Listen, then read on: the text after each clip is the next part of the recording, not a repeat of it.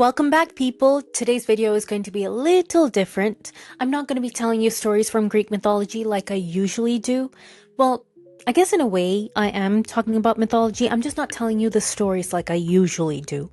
We're talking about the Odyssey, Christopher Nolan version, the new movie that just came out. It's going to be a very spoiler-filled review of the movie, mixed with stories from the original Odyssey, Homer version. So if you have not watched the movie already, maybe save this video and come back later. That being said, sit back, grab a drink, relax, and let's get into it. Ithaca's a kingdom waiting for a king. My dad is coming home. You're pining for a daddy you didn't even know. Like some sniveling bastard. Honestly, my anticipation for this movie was through the roof. I could not even sit still in the theater waiting for it to start, and when it did, guys, when I say this is one of the most beautiful picturizations I've ever seen, I'm not even exaggerating. I mean, yes, it is a Christopher Nolan movie, so you kind of already expect that, but I would wager that this is infinitely more stunning compared to his previous filmography. Every shot was just gorgeous, whether it was when Odie and the crew were drifting through the ocean or fighting in Troy, or even some of the scary scenes. I will get into that in a few. Emotions about the movie aside, it is genuinely one of the most beautifully filmed movies Nolan has ever put out. So yes, the movie starts and honestly, I was surprised to see Travis Scott first. I did not know he was in the movie, but that was a pleasant surprise because he plays a bard who is singing about how Odysseus and his men siege Troy, and he sings to the suitors in Ithaca, and that's when you get the Nolan classic. Storytelling at its finest, because yes, adapting a story to the screen is already difficult, but Nolan kind of puts his classic twist to it by switching the story back and forth between the past and the present. Basically, in the present, Odie is stuck in Calypso's island trying to regain his memories of his past. He remembers being drafted by Agamemnon, then going into war, then the Trojan horse. Actually, for it being the Odyssey, there is a ton of scenes of the war itself. But I'm definitely not complaining about that because the Siege of Troy gave us some of the best music composed by Ludwig ever. Especially the scene where Odysseus and his men have already infiltrated Troy in the wooden horse. They come out of the horse, silently go through all the guards, killing them, but then they are discovered in the middle. So they fight their way to get to the walls and signal to the rest of the army outside to be ready. And Odysseus stands on guard fighting off the soldiers while the rest of his men open the gates for the Greek army, and when the gates open, that's when you see Agamemnon standing there just waiting. The entire scene had me sitting on the edge of my seat. Honestly, 10 on 10. No notes. Perfect. Also, side note, Agamemnon throughout the movie, terrible character in the book or even the story, but holy smokes, he's just there. And he was badass. He's just standing there, menacingly! So, getting back to the story, Odysseus in the present day is on Calypso's island trying to remember his past, and he remembers all of this. And that's when he realizes, oh shoot, I had a crew with me. And the thing is, they are nowhere to be seen on the island, and that's when he remembers the journey that happened so far. And he finally realizes that he has a home to go back to. So when he leaves Calypso's island, ventures back home, he finds that his home has been completely besieged by all the suitors that were vying for Penelope, his wife's hand in marriage, just so they could get to the throne. And he goes ham on them. But then the movie ends and Travis Scott's rap song comes back on at the end credits, and you realize, hold on, Nolan is a freaking genius. Because like I said, the movie starts off with Travis Scott's playing a bard, relaying tales of Odysseus' journey, and he ends the movie with a rap song. And given how the original Odyssey, the one written by Homer, is said to be essentially sung poetry, Nolan basically connected the ancient sung poetry in the Odyssey with modern day rhythmic poetry being rap. Bro, when I say my mind was blown when I realized that, just... Now, before I go into why I feel like it didn't feel like the Odyssey to me, I just want to give my props to Robert Pattinson for playing Antinous so freaking well. Oh, I just wanted to punch him every time he was on screen. He did such a good job playing an insufferable jerk. Now, we will get into why it didn't feel like the Odyssey to me. The Odyssey, at its core, is a Greek mythology story, and for a Greek mythological movie, one that was based on a translation by Emily Wilson, a translation that is touted for being a line-to-line matching of Homer's Odyssey, there are a severe lack of gods in this movie. Yes, we get Zeus's thunder trying to smite the soldiers. Yes, we get Poseidon's storms, and then there's Zendaya's character.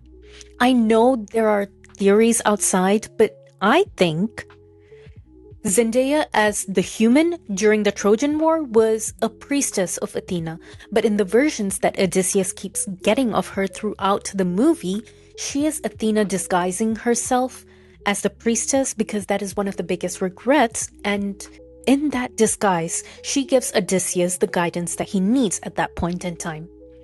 Given that Athena is a master of disguise, I think that theory kind of fits. But other than that, you don't get Aeolus, the wind god who gives Odysseus a bag of wind for a smooth, favorable journey home. You don't get Hermes, who gives Odie the molly herb to guard against Circe's charms. And also Odysseus is said to be one of the smartest, the most cunning man alive at that time. Guys, for the love of God, his mentor was Athena herself. In the beginning, before the Odyssey, he tries to get out of getting drafted for the war, almost succeeding until Palamedes threatens Odysseus' son, Telemachus. But Odi, unlike Agamemnon, actually likes his kid and refuses to sacrifice him, so he agrees to go to war. Reluctantly. And by the time the Trojan horse comes around, he's already sick of war. So when it's time to go back home to Ithaca, Odysseus is at the point where he did not want to fight anything anymore, but he receives a prophecy that says that only he can return home, not his crew, just him. So even when they encounter beasts and gods, Odysseus tries to be as peaceful as possible.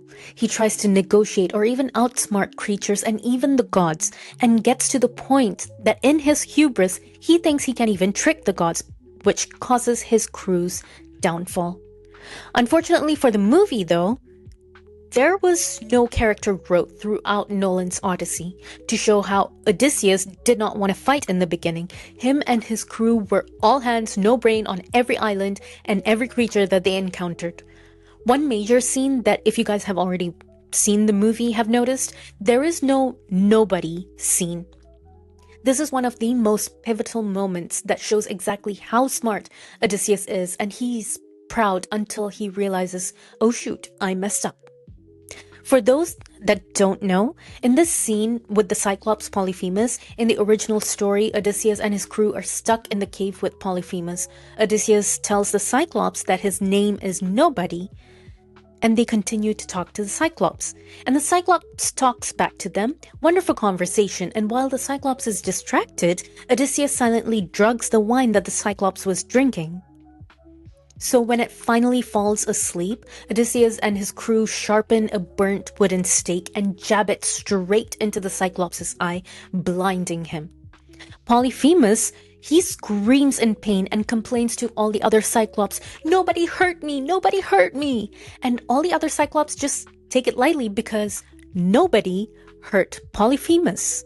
Now that the Cyclops is blind, Odysseus and his crew were able to escape from the cave. But in that moment of hubris, when they're finally back on the ship ready to leave, Odysseus shouts and reveals his name. And Polyphemus, he cries to his father, Poseidon, and tells Odysseus' real name and asks Poseidon to get revenge for him. And Poseidon makes it so bad for Odysseus that it takes another several years for Odysseus to return home to Ithaca. The other thing was that since there weren't as many Greek gods shown, they had to skirt around the scenes that needed the gods' help. Like earlier in the story, Hermes was supposed to give Odysseus the molly herb. The herb was said to protect Odysseus from Circe's charms, so by the time they come to Circe's island and Circe turns his crew into pigs, Odysseus is saved from that fate because of the molly herb. But in the movie, there is no Hermes, there is no molly herb, so by the time Circe turns Odysseus' crew into pigs and Odysseus comes to rescue them, he does so by the power of... He blackmails Cersei. There is no other way of putting it. Also, as an aside, I was not expecting the Cersei scene to be that graphic. It was honestly kind of scary. But also, I am a coward that does not watch many scary movies, so my level of horror might be very different from your level of horror. But the Polyphemus scene and Cersei scenes were some of the scariest in the movie. Hands down. After all the troubles, Odysseus comes home and his dog Argos is the first one to recognize him, just like in the book. The good boy waited 20 years for Odysseus. But I have to say, one of my favorite scenes in the entire movie, though, was after Odysseus enters the palace. An old woman comes to wash his feet and she sees the scar on his foot and recognizes that it is Odysseus, and their silent communication between them is just chef's kiss. But what got me heated in the theater was there was no second confirmation from Penelope that the beggar was in fact Odysseus.